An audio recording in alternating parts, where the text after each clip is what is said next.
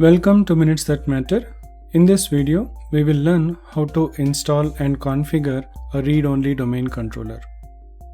In our previous video, we have seen how to install and configure an additional domain controller. Now Server 01 is our root domain controller and Server 02 is our additional domain controller.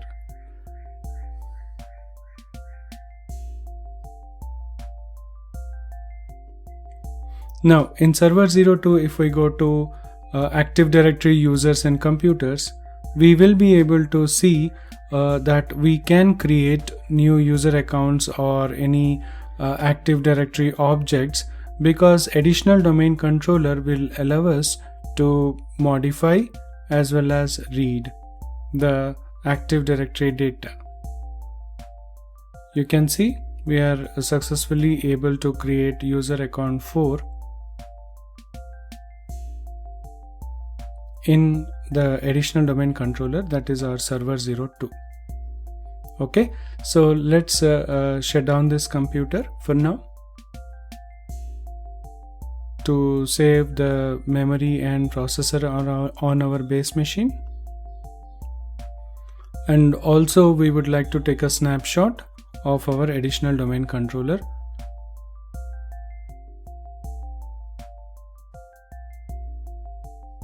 Now let's call it as after AD.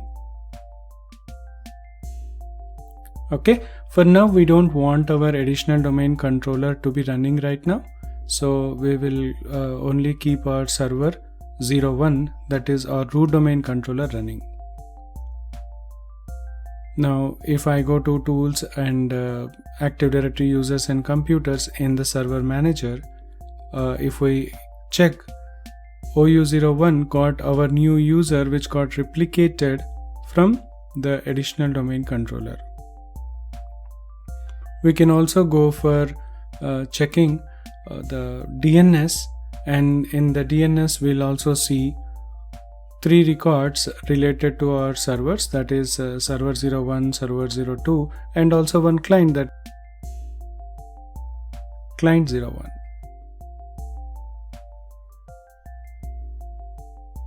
Okay, so let's go ahead and create a new virtual machine which is going to act as our read-only domain controller.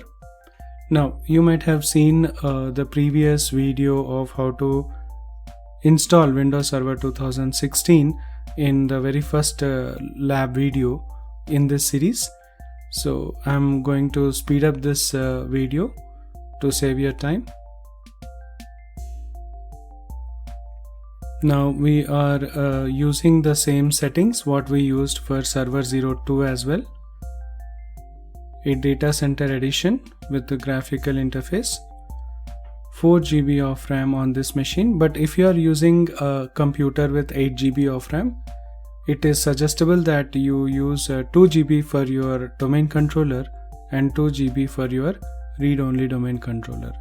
And please do not power on any other virtual machines, or else your system may go slow. Now you can see that the installation is going too fast, as because the video recording is fast enough.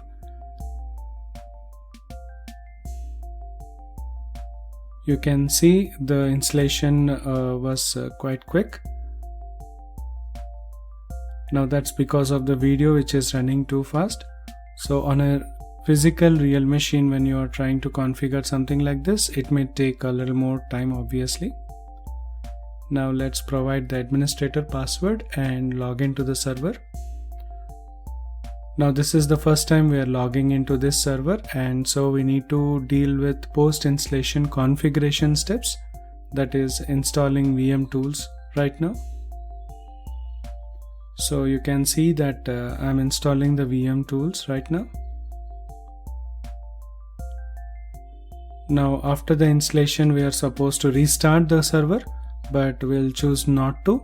Instead we will rename the computer as well to Server 03 and also set the proper time zone settings to match with our other 2 servers. And then we will shut down the computer instead of restarting it. After shutting it down, we'll take another snapshot. This is the first snapshot for this server 03, by the way. And now you can see that we are left with making the required settings to install Active Directory. So that starts with IP addressing. Now I have disabled IPv6, I have enabled IPv4, and previously we used 10.1, 10.2 and 10.3 for our server 01 and client 01 and then server 02 respectively. In this server we are going to use our IP address as 10.4, and we can also give preferred DNS as 10.4. We can give our alternate DNS. In fact, we should give our alternate DNS as 10.1, which is our root domain controller. We can also give our alternate DNS as a 10.3, which is our additional domain controller.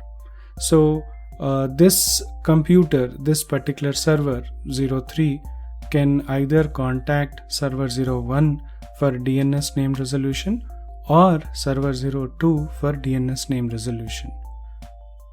Now we have given the computer name properly, we have given the IP address and preferred DNS properly. Now that we are ready to go with Active Directory installation, we can go for add roles and features, select Active Directory domain services and click next and install. Now this is something which we have seen before on a domain controller and also on an additional domain controller. So the very first steps are very much the same. When you are planning to configure a DC or an ADC or a CDC, the very first steps are very much same. Only while promoting the domain controller we'll choose the appropriate options. Now while the installation is going on, we are going back to our Active Directory in server 01 to create a new user account who will be acting as our RODC administrator. Now we can have multiple RODC administrators. So in the user account here, in the user's container, I'm going to create a new user account named, let's say, RODC administrator 1.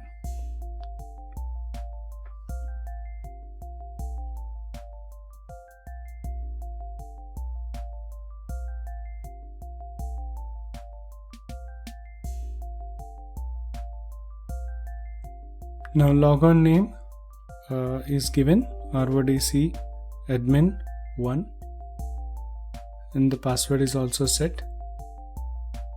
We'll click next and finish. Now right now we did not add this RODC admin account to any default administrative accounts or any existing built-in accounts. Now looks like we are done with the installation. Let's promote the server 03 as our read-only domain controller. Now you have seen this window before while configuring additional domain controller. Now here also we'll do the same. We'll select the very first option, add a domain controller to an existing domain, and then provide the india.com administrator username and password. And if it's not able to retrieve the domain information, we can give cancel and retype the domain name as india.com. And then once again click select. Now this time it will be quick, and we'll select india.com, give OK and click next. Now till here it was exactly similar with additional domain controller installation. Because we are planning to go with an RODC, we'll choose to select that option called read only domain controller along with DNS and global catalog within our site called Hyderabad. Now let's set our DSRM password, which should be different from administrator's password, but for now in this video, for this lab, we need not use a different password. Now this is something new which we have not seen before for DC or ADC installation, but in RODC we have to select RODC options.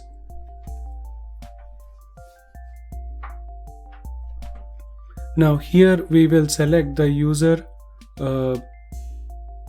RODC administrator, who will be acting as the RODC administrator for this particular server. Okay, now we need not make any other changes. All we need to do is select the delegated administrator account for RODC. Let's click next and let's proceed with the installation. We know that we need not use install from media option because we are on live with our server 01 and server 02.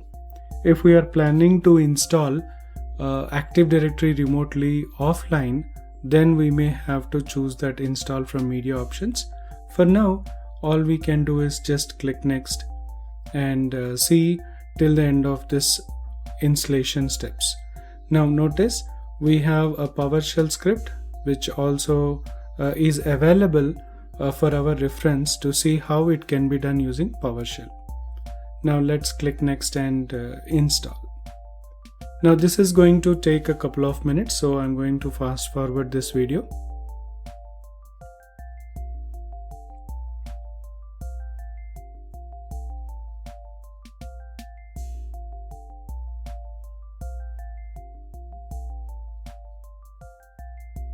Okay, the installation is complete. It's about to restart.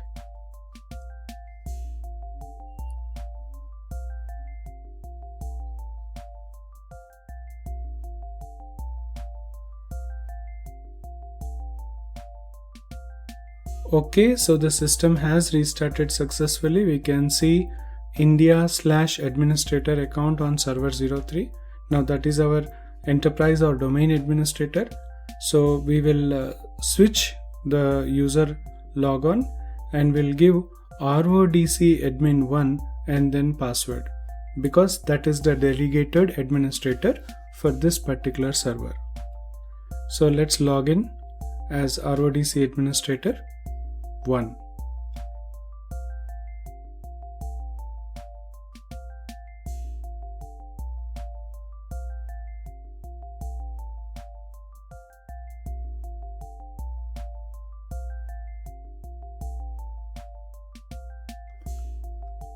You can see the server manager is loading up as usual, just like an ADC or a DC. But we will see something different from our additional domain controller and domain controller. That is, let's say if we go to tools and go to Active Directory users and computers from the server manager,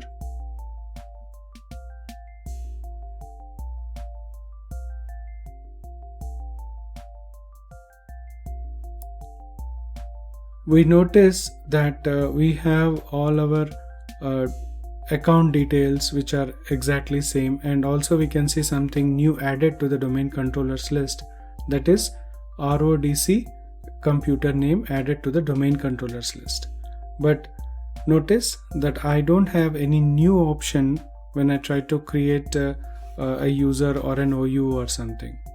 Notice when I right click on the OU, I don't have an new option. Now let's say I would like to delete this existing user account called user04, and notice I don't have the required privileges. It is protected from accidental deletion. Same with any other user. Now let's say I want to add a user account to, let's say, a group. Now when I go for that option, it will show me that option, but when I actually choose to add the user to the group and then click OK, it will say we don't have appropriate privileges to do so. As the name suggests, this is a read-only domain controller, so we are not allowed to modify anything in the read-only domain controller, but we can access all the information or all the data related to Active Directory in this server. Now by the way, if we go back to DNS and check, we are also not allowed to create any accounts or any records. Notice all the new options or modification options are grayed out. So this DNS in RODC is also known as read-only DNS. Now what we can do is we can go back to server 01, and then if we click on domain controllers and refresh, we can see server 03 is titled as a read-only and also global catalog.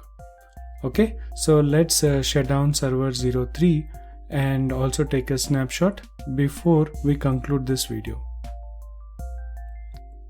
So in this video we have learned how to install an Windows Server 2016 and make it as an RODC for an existing domain. I hope this video was helpful. Thank you for watching.